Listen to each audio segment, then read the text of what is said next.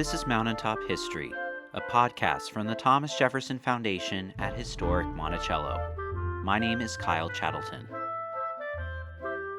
Today we bring a belated Independence Day episode on the story of the Declaration of Independence. But perhaps it isn't so belated, as we will soon see.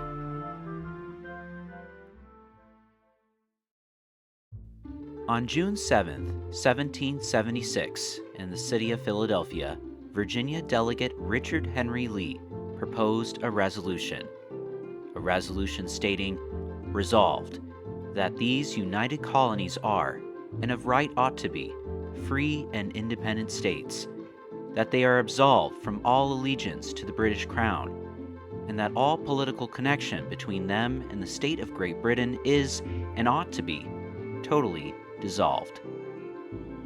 He proposed this resolution to members of the Continental Congress, a collective made up of delegates from all 13 American colonies.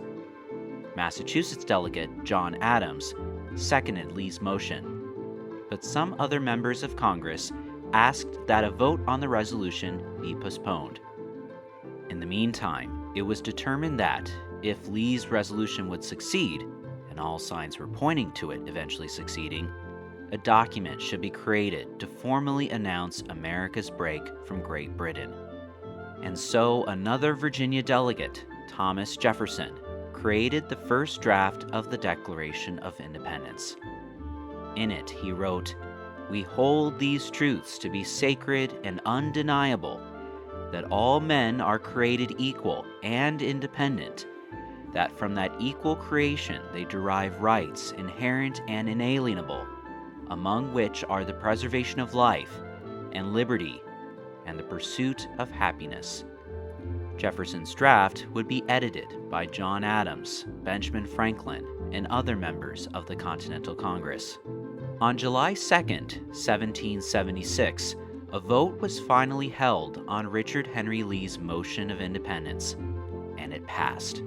A local newspaper, the Pennsylvania Evening Post, wrote, "This day the Continental Congress declared the United Colonies free and independent states."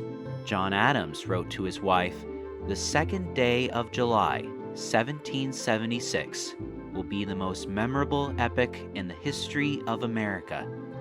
I am apt to believe that it will be celebrated by succeeding generations as the great anniversary festival. It ought to be solemnized with pomp and parade, with shows, games, sports, guns, bells, bonfires, and illuminations, from one end of this continent to the other, from this time forward, forevermore." But it wasn't to be. At least the July 2nd part. Instead, Independence Day is celebrated 2 days later on July 4th, the date that the Continental Congress ratified Jefferson's edited Declaration of Independence. Even still, it took a number of days for most people in the former colonies to hear about the news. Among the earliest was perhaps Robert Hemings, who was enslaved by Jefferson and accompanied him to Philadelphia. On July 6th, the same Pennsylvania Evening Post was the first newspaper to publish the Declaration of Independence. On July 9th, the Declaration was read out to American troops and local New Yorkers in Lower Manhattan.